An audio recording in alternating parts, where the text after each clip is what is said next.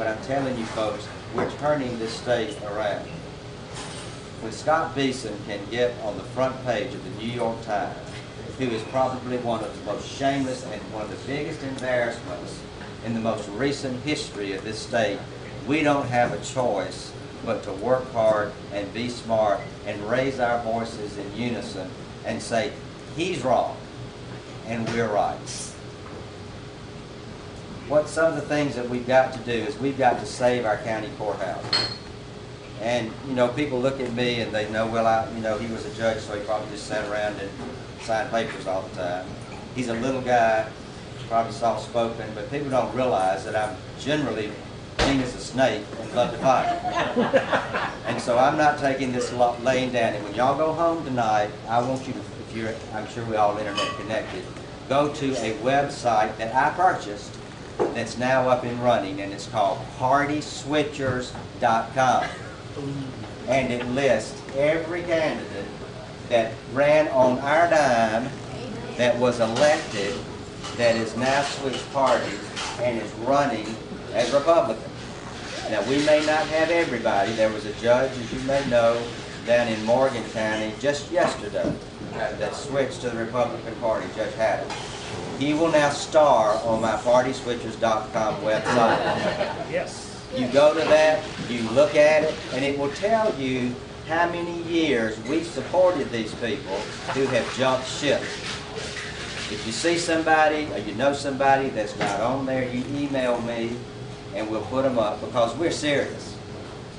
Loyalty is everything now, in my opinion, for Democrats.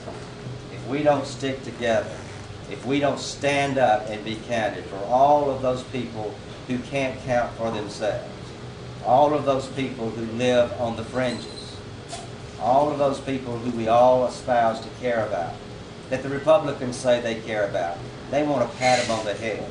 They don't want to give them a lift up, and we do. So don't be discouraged, I promise.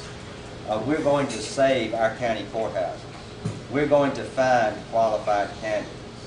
We're not going to just sit around and go to cocktail parties in Mountain Brook and say, woe is me. We don't want to get our hands dirty, so we're not really going to talk bad about other people. I grew up in Greenville, Alabama. My mother was a church secretary and my father sold insurance. I don't even play golf. I never knew, I'm the only judge that I've ever known that does not play golf. When they have golf tournaments, you know, lawyers pay to play with judges, I always drove the beverage cart. Because they still wanted somebody to pay to sit by me, but they sat by me in the beer cart because I don't play golf.